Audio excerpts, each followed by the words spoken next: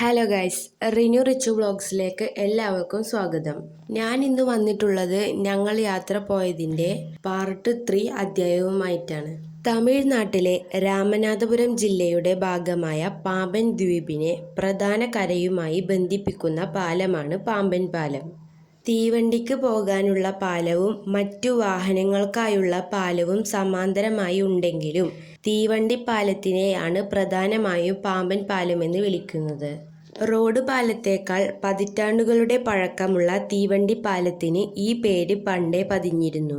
ഒരു നൂറ്റാണ്ടോളം പഴക്കമുള്ള പാമ്പൻ പാലം രാജ്യത്തെ എഞ്ചിനീയറിംഗ് വിസ്മയങ്ങളിൽ ഒന്നായാണ് കണക്കാക്കപ്പെടുന്നത്. 2345 മീറ്റർ നീളമുള്ള പാമ്പൻ പാലം രാജ്യത്തെ ഏറ്റവും നീളമുള്ള രണ്ടാമത്തെ കടൽപ്പാലമാണ്. കപ്പലുകൾക്ക് കടന്നു പോകാൻ സൗകര്യമൊരുക്കി പകുത്തുമാറാൻ കഴിയുന്ന രീതിയിലാണ് പാലത്തിന്റെ നിർമ്മാണം. പ്രധാന കരയ്ക്കും രാമേശ്വരം ഉൾപ്പെടുന്ന പാമ്പൻ ദ്വീപിനും ഇടയിലുള്ള പാക്ക് കടലിടുക്കിനും കുറുകെയാണ് പാലം. മീറ്റർ ഗേജ് തീവണ്ടികൾക്കു മാത്രം കടന്നു പോകാൻ കഴിഞ്ഞിരുന്ന പഴയ പാലം റെയിൽവേ വിപുലീകരണത്തിന്റെ ഭാഗമായി 2007 ബ്രോഡ് ഗേജായി മാറി. പഴയ പാലത്തിന് സമാന്തരമായി നിർമ്മിക്കപ്പെട്ട പുതിയ പാലം 2025 ഏപ്രിൽ മാസത്തിൽ ഉദ്ഘാടനം ചെയ്യപ്പെട്ടു. പാമ്പൻ പാലത്തിന്റെ ചരിത്രത്തിന് ഇന്ത്യയിലെ ബ്രിട്ടീഷ് ഭരണത്തിന്റെ സുവർണകാലത്തോളം തന്നെ പഴക്കമുണ്ട്. പാക്ക് കടലിടുക്കിനു കുറുകെ പാലം നിർമ്മിക്കാൻ ബ്രിട്ടീഷുകാർക്ക് പ്രചോദനമായത് ധനുഷ്കോടിയും ശ്രീലങ്കയുമായുള്ള സാമീപ്യമാണ്. രാമേശ്വരത്തിന്റെ ഏറ്റവും കിഴക്കുഭാഗത്ത് സമുദ്രത്തിലേക്ക് നീണ്ടുകിടക്കുന്ന തുരുത്താണ് ധനുഷ്കോടി. ഇവിടെ നിന്നു ശ്രീലങ്കയിലേക്കു കടലിലൂടെ 16 കിലോമീറ്റർ ദൂരമേയുള്ളൂ. സീതയെയും അപഹരിച്ചു കടന്ന രാവണനെ പിടിക്കാൻ ശ്രീരാമൻ ലങ്കയിലേക്ക് പോയത് ഇതുവഴിയാണെന്ന് രാമായണം. ചരക്കുകളും മറ്റും ദക്ഷിണേന്ത്യയിലെ പ്രധാന കേന്ദ്രങ്ങളിൽ നിന്ന് ധനുഷ്കോടിയിലെത്തിക്കാൻ ഏക തടസ്സം പാക്ക് കടലിടുക്കായിരുന്നു. 1914 ഫെബ്രുവരി 24 പാല നിർമ്മാണം പൂർത്തിയായി. South Indian railway company MD ആയിരുന്ന നെവിലെ പ്രീസ്ലി ആയിരുന്നു ഉദ്ഘാടകൻ. വൈറ്റ് എന്ന ഇംഗ്ലീഷുകാരനായിരുന്നു പ്രൊജക്ട് ഓഫീസർ.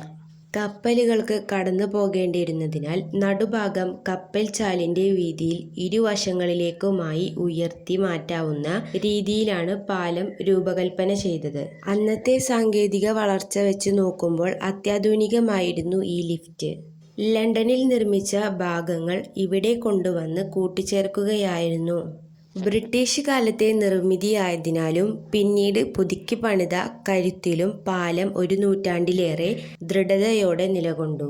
1964 ഡിസംബർ 22 രാത്രിയുണ്ടായ അതിശക്തമായ ചുഴലിക്കാറ്റ് പാമ്പൻ ദ്വീപിനെ തകർത്തെറിഞ്ഞു.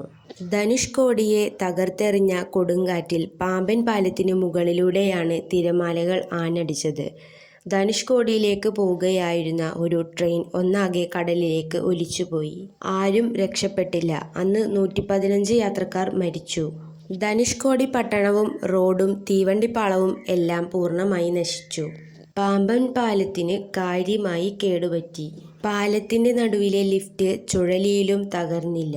ഈ ഭാഗം നിലനിർത്തി പിന്നീട് പുതുക്കി പണിതതാണ് ഇപ്പോഴുള്ള പാലം. ദുർഘടമായ കൊങ്കൺ പാതയും ഡൽഹി മെട്രോയും പണിയാൻ നേതൃത്വം വഹിച്ച E. ശ്രീധരനാണ് പാമ്പൻ പാലവും പുതുക്കി പണിയാൻ നേതൃത്വം വഹിച്ചത്. ദുരന്തത്തിന് ശേഷം ധനുഷ്കോടിയിൽ ആളൊഴിഞ്ഞു. തകർന്ന കെട്ടിടങ്ങൾ മാത്രമാണ് അവിടെ ഇപ്പോഴുള്ളത്. തീവണ്ടികൾ രാമേശ്വരം വരെയേ പോകൂ. തിരയിൽപ്പെട്ട പാസഞ്ചർ വണ്ടി കടലിലേക്ക് മറിഞ്ഞ് അന്നു തകർന്ന റെയിൽവേ സ്റ്റേഷന്റെയും പാളത്തിന്റെയും അവശിഷ്ടം ധനുഷ്കോടിയിൽ ഇപ്പോഴുമുണ്ട്. കൊടുങ്കാറ്റിൽ പാലത്തിന്റെ പല ഭാഗങ്ങളും തകർന്നെങ്കിലും മധ്യഭാഗത്തിന് കേടുപാടുകളൊന്നും സംഭവിച്ചില്ല. അത് നിലനിർത്തിക്കൊണ്ട് തന്നെ പാലം പുതുക്കി പണിതു. 1988 റെയിൽവേ ട്രാക്കിന് സമാന്തരമായി റോഡ് പാലം വരുന്നതുവരെ ഇതായിരുന്നു രാമേശ്വരത്തുള്ളവർക്ക് വൻകരയുമായി ബന്ധപ്പെടാനുള്ള ഏക വഴി.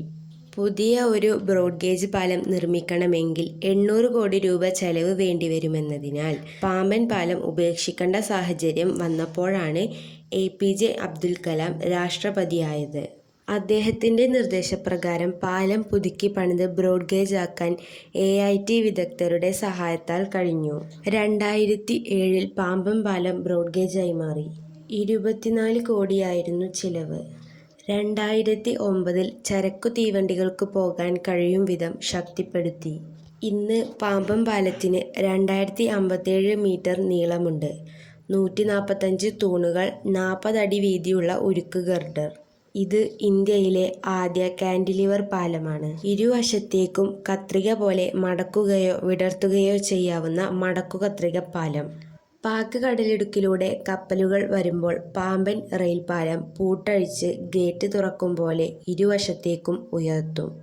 അടിയിലൂടെ കപ്പലുകൾ പോകും. പോയി കഴിഞ്ഞാൽ താഴ്ത്തി വീണ്ടും ചേർത്ത് വെച്ച് ട്രെയിനുകൾ കടന്നുപോകുന്നു. ഇതുവഴി ഒരു മാസം 10 കപ്പലുകളെങ്കിലും പോകുന്നു. അപ്പോൾ ഇന്നത്തേക്ക് ഇത്രയേ ഉള്ളൂ. ഈ അധ്യായത്തിൻ്റെ ഒരു പാർട്ട് 4മായി ഞാൻ വീണ്ടും വരാം. അപ്പോൾ വീഡിയോ ഇഷ്ടപ്പെട്ടാൽ എല്ലാവരും ലൈക്കും ഷെയറും സബ്സ്ക്രൈബും ചെയ്യണേ.